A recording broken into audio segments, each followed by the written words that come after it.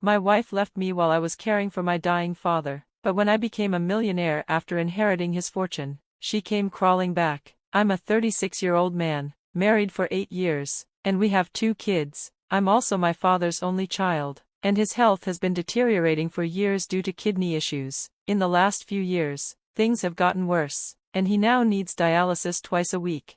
At first, he could manage the trips on his own, but as his strength faded, he started relying on me. A year ago, it became routine. Every Wednesday and Saturday, I'd take him for dialysis. Wednesday required special permission from work, but I've been with the company for a decade, and my boss didn't mind. I'd make up the hours by working late after getting back from the clinic. The real problem wasn't at work, though, it was at home. My wife, Ale, who's 34, wasn't happy about me spending so much time with my father. She never really liked it, even when I did it occasionally, but once it became a weekly commitment, she couldn't hide her frustration. She bluntly told me that my father would never be impressed, no matter what I did, and I was wasting my time.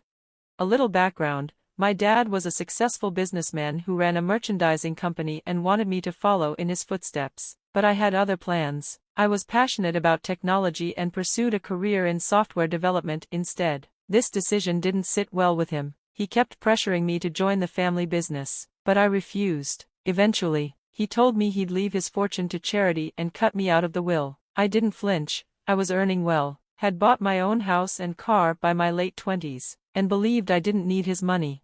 5 years ago, my mom passed away from a heart attack, which crushed my father. We hadn't been close for years, but her death changed things. I started visiting him more often, bringing my kids along to keep him company. Over time, we mended our relationship, though he still refused to talk about his will. He eventually retired, handing his business over to a trust. Ale never got along with my parents. When Mom was alive, she avoided visits, saying my mother was too controlling. After Dad told me I was out of the will, Ale became even more hostile, constantly criticizing them. I tried to keep her out of it, but she argued that their decision could affect our children's future. I reassured her we'd be fine, but she wasn't convinced. Lately, her resentment has boiled over. Every Saturday, she comes up with plans: house parties, cleaning projects, outings with the kids, anything to keep me from taking Dad to his dialysis. I tell her we can do whatever she wants on Sunday, but she insists on making things difficult. When I get home from the clinic, I'm met with her sarcasm and anger for ruining her plans. Wednesdays are no better. She deliberately schedules outings or meets with friends, leaving me to juggle work, cook for the kids, and somehow manage my job after an exhausting day. Even my dad, sensing the tension, offered to go to dialysis with his nurse instead, so I wouldn't feel rushed, but I refuse. This is the only time I get to spend with him, and I can't abandon him. Not now. I used to enjoy our car rides together, reminiscing about old times. Now, thanks to Elle's constant pressure, I'm just speeding through traffic, trying to get back as fast as I can. Despite my responsibilities at home, I have responsibilities as a son. I can't abandon my father, but I'm at my breaking point. Update 1: things are just getting worse. Ale keeps pushing me to stop caring for Dad. Her reasoning: he's cut me out of his will, so there's no point in wasting my time on him anymore. I failed to understand her. Is everything about profit and loss? What about the children of parents who are poor or have nothing to offer? Do they abandon them because there's no inheritance at stake? After months of listening to her tantrums, I finally snapped. I asked her why she bothered visiting her parents, considering they had nothing to give her either. That's when she lost it. She screamed, "My parents did far more for me than your greedy father. They supported me in everything I did, unlike your dad, who disowned you just because you didn't want to take over his business. My father would never do that to me. Don't you dare compare my parents to yours." This kind of argument had become a regular occurrence in our home, especially after I came back from taking my dad to dialysis. What made it worse was that she started these fights in front of our children. I caught her badmouthing my father to them, manipulating them against me and him. I confronted her, but that just led to another screaming match. These fights have become routine. On days she doesn't start an argument, I feel uneasy, like something's missing, only for her to be even more aggressive the next day. I've reached a point where I've almost given up. I don't yell back anymore. I don't argue. I just ignore her as if she isn't even there. What else can I do? I'm not going to abandon my father to make her happy. I don't care if he cut me out of his will. I understand why he did it. I hurt him when I refused to take over his company, and he had every right to disown me. But now, Dad is growing weaker. He struggles just to walk to the car for dialysis. Instead of rushing, I've started taking my time with him. I help him inside, walk him slowly to the car, and make sure he's comfortable when I bring him back. I don't care about being late anymore. I'd rather spend that extra time with Dad than race home to face Elle's bitterness. I've accepted that, no matter what, I'll have to deal with her wrath when I get home, so why not take care of my father properly? Yesterday, Elle reached her breaking point. She told me I had to choose, her or my dad. I explained that Dad wouldn't be around much longer, and I couldn't just abandon him in his final days. Her response was cold and heartless. Then make sure you choose carefully, someone who'll be with you forever, or someone who's going to die soon. That was the final straw. I told her, I'd rather choose my father than stay with someone as selfish and cruel as you. She packed her bags and left. I didn't stop her. In fact, I felt relieved. A few days later, she sent me divorce papers. I wasn't surprised but still a bit shocked. Deep down, I felt relieved. I signed them immediately and sent them back. Oddly enough, she didn't ask for custody of our kids, which was the only thing I was worried about. When she got the papers back, she called me, furious. How could you just sign them without even calling me? You didn't even try to stop me. Her mother grabbed the phone, yelling that I should have acted like a man and begged Elle to stay. It was almost funny. Why would I try to stop her when I knew this was the best outcome? I taunted her, reminding her that she didn't even ask for the kids. She said, keep all your assets, including the children. I don't want any of it. Her mother added that Elle didn't want the burden of kids holding her back because she's still young and has a lot of life ahead of her. I was more than fine with that. Having my children was all I needed.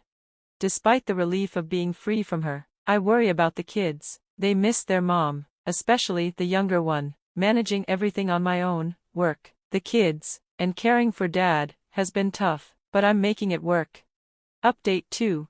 I decided to move in with Dad, bringing the kids with me. It was the best decision, thanks to the suggestion. Everything is so much better now. Dad loves spending time with his grandchildren, and they adore him. Dad's full-time caregiver agreed to help with the kids too, which made life even easier. It's such a relief to see Dad laughing and playing with them. And the kids have really bonded with their grandpa. Elle never saw this coming. She thought leaving me would make my life miserable, but it turned out to be the best thing that ever happened. Everything's falling into place, and I couldn't be happier. Update 3. Sadly, Dad passed away last week. He went peacefully in his sleep, after a day spent playing with the kids. The doctor and his nurse said he was happy in his final months, and that moving in with him actually extended his life a little longer. It's heartbreaking to lose him, but I'm grateful he got to enjoy his last days surrounded by love. The kids are taking it hard, but Dad taught them to accept life's ups and downs. As he used to say, life doesn't stop for anyone, we're moving forward, just as he would have wanted. I feel immense pride hearing such positive things from those around me. My children have been my greatest strength during this difficult time. However, there was another unexpected turn after my father passed away. Shortly after his death, I received a call from his lawyer, asking me to come in for the reading of Dad's will. I didn't think it was necessary, as I already knew Dad had donated his assets to a trust. I even asked if I needed to vacate his house, assuming it had also gone to charity. The lawyer just chuckled and told me to come over. When I arrived, the trust members were already there. As the lawyer began reading the will, I was overcome with emotion. Contrary to what I had believed, my father had left everything to me, his business, his house, and his wealth. I asked the lawyer if Dad had changed the will recently, thinking it might have been after I started taking care of him. To my surprise, the lawyer smiled and said I was always meant to be his heir. The will had never been altered. I broke down in tears. I had spent years believing Dad had disowned me for not following in his footsteps, only to discover that he had never abandoned me. Maybe all those years of him threatening to disinherit me were just his way of trying to push me to take over the business. In the end, he was proud of me for standing my ground and pursuing my dreams, even if it meant sacrificing the family legacy. The lawyer comforted me and revealed that Dad had often spoken about how proud he was of me. He admired my determination to follow my own path, and the will reflected his faith in me. The lawyer also informed me that I could reclaim the company from the trust and run it myself if I wanted to. I'm seriously considering it. After all, I pursued my own passions and made Dad proud. Now it's my turn to honor his legacy by scaling the business to the heights he always dreamed of. When I got home, I shared the news with my children. Dad had even left a portion of his wealth for them, to be given to them when they turn 18. The next day, we visited his grave with flowers, spending time in quiet reflection. It was an emotional experience for all of us. Update 4. You won't believe what happened next. Just like ants swarming sugar, people started showing up after hearing about Dad's inheritance. Old friends, distant relatives, and neighbors appeared out of nowhere, offering their condolences. But the most shocking visitors were my ex-wife Ale and her parents. They showed up at the house in tears, claiming they hadn't known about Dad's death or they would have attended the funeral. Her parents started showering praise on my father, while Ale hugged our children, saying how much she missed them.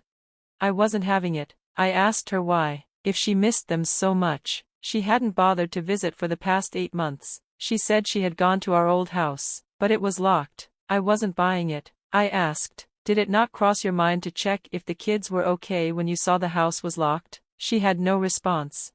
Her parents tried to smooth things over, suggesting we forget the past and reconcile now that Dad was gone. They argued that the children needed their mother, especially since I'd be busy with work. I couldn't help but laugh at their absurdity. The kids needed her most when she abandoned them, and now they had adjusted to her absence. I had no desire to let her back into my life. Ale started crying, and her parents left the room, leaving us alone. She grabbed my hands and pleaded for reconciliation, claiming she loved me and missed the children. I laughed again and told her the truth. You don't love me. You love the wealth my father left behind. You and your greedy parents are here for the money, not us. I had no regrets about calling her out. She had insulted my father during our divorce, so I wasn't about to let her profit from his hard work. Offended, she snapped back, saying I had insulted her parents. She then announced that since I wasn't willing to reconcile, she would demand what was rightfully hers. She hadn't asked for alimony during the divorce, but now she wanted half of my wealth, half of what my father had left me. I calmly told her she could try, but I would fight tooth and nail before giving her a cent. Furious, she cursed me and left. I immediately contacted my lawyer, who assured me that her chances of winning were slim. The divorce had been settled long before I inherited anything, and since I had full custody of the children, there was little she could do. However, he warned me to be cautious about allowing her unsupervised time with the kids, as she might try to manipulate them and later use them to file for custody or money. I couldn't be more grateful for that advice. I've made it a priority to supervise their interactions closely. I'm also spending more time with my children to help them cope with the loss of their grandfather, so they don't feel the need to turn to their mother for emotional support. Taking over Dad's company has given me more flexibility to manage my personal life. I'm planning a vacation with the kids, a trip to the Bahamas to give them a much-needed break. It's not about spending Dad's wealth, but about taking the time we never had before, when I was juggling work and caring for him. As for Ale, I haven't heard from her since that last visit. I assume she's busy looking for a lawyer willing to take her case, but I'm not worried. My focus is on my children and carrying on my father's legacy.